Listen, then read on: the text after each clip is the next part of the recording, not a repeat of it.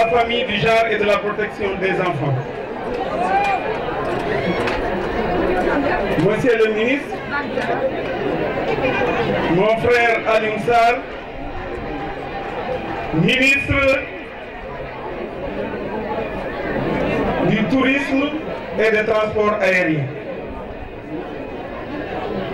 Madame le ministre Ndeye Tické Ndiaye Diop, ministre des télécommunications et de l'économie maritime, numérique. Honorables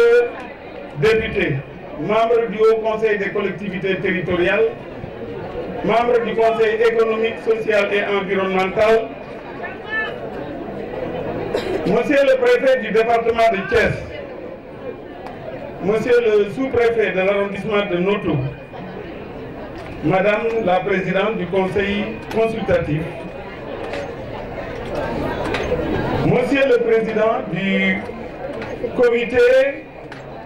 consultatif, Mesdames, Messieurs, imams, chefs religieux, Madame la présidente, ONIFAM, Sokhna Tiné Ndoye,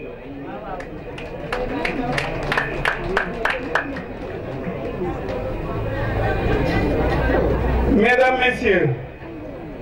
membres du Conseil consultatif des femmes du département de Thiès, Mesdames, Messieurs, chers invités en vos titres et grades, ku ci nekk ak cër bi ko suñu borom jox, beneen bi mooy ñi nga xam ni président Macky Sall moo leen jox cër te ma bokk ci. La célébration ce 29 octobre 2019 de la journée internationale des femmes rurales ici à Kër Saadaro dans le Diobass me donne l'agréable occasion de vous transmettre les sincères et chaleureuses salutations de son Excellence Monsieur le Président de la République.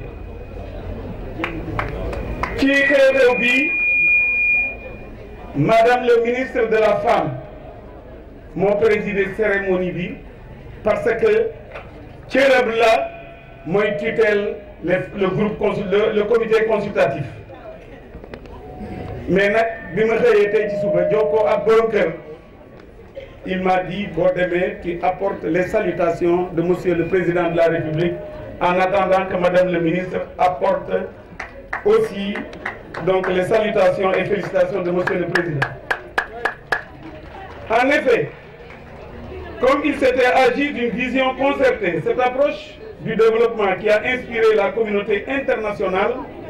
à célébrer une telle journée correspond parfaitement à celle du président Macky Sall, très tôt déclarée dans sa politique du Yoonu Yokkute, qui avait fini de placer la femme en tant qu'élément de vulnérabilité, mais aussi maillon déterminant de toute politique de développement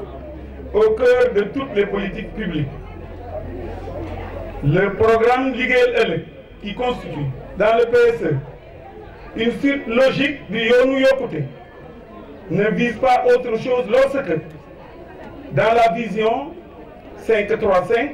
du président Macky Sall, il fait un focus dans le dernier quinquennat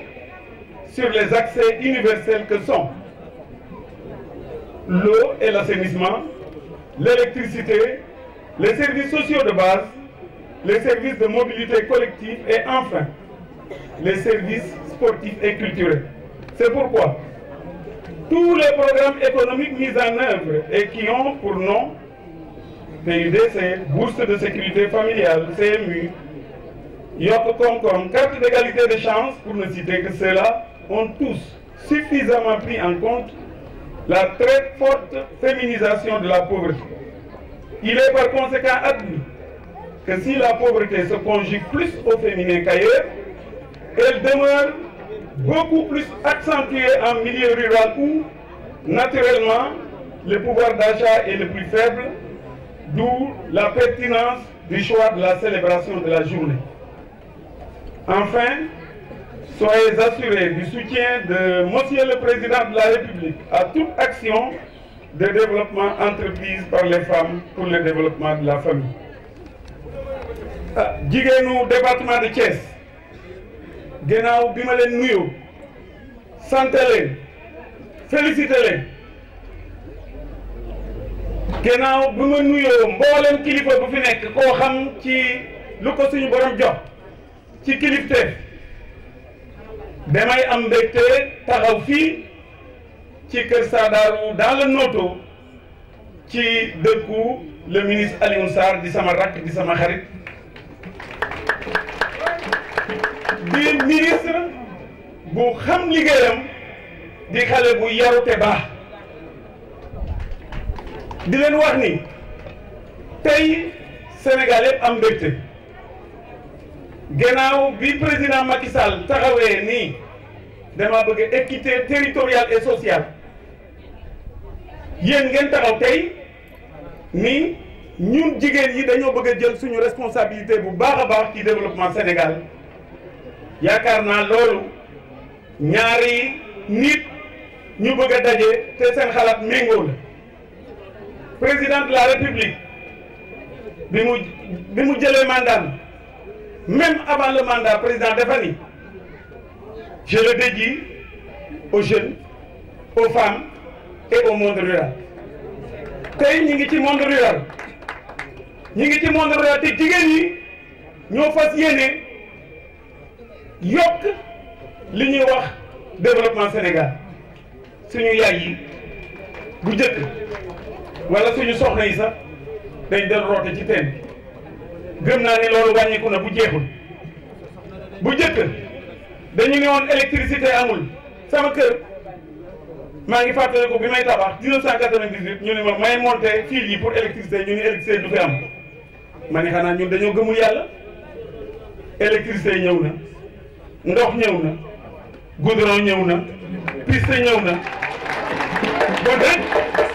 kon nag jigéen yi président Macky Sall def na lu bëri tout comme certains présidents mais nag président dafa làbbali parce que léegi bu fekkente ni dootu leen dem teen bu fekkente ni bu ngeen taalee mu tàkk bu fekkente ni ndox mi ñëpp ngeen ubbi robinet gëm naa ni mën nañu wax émergence taxaw na te yàlla def na koom-koom mi ngi ñëw ci réew mi koom-koom bi nga xam ni dañu war a ànd ak dal parce que am na ñu bare ñoo xam ni dañ ci teg bët jigéen yi aussi war ngeen xam ni suñu réew am na fu mu jëm pour que ñu am réussite boobu il faut ngeen mànkoo ngeen xam ni ñun ñooy fexe ba suñu réew jëm kanam ñooy fexe ba suñu réew développé loolu la amoon lu ma leen di wax avant de terminer par féliciter tout particulièrement l'organisatrice, la présidente du comité consultatif. Ndeye Fatou, on s'est connus, ça doit être en 2012 ou un peu avant. On se sera connus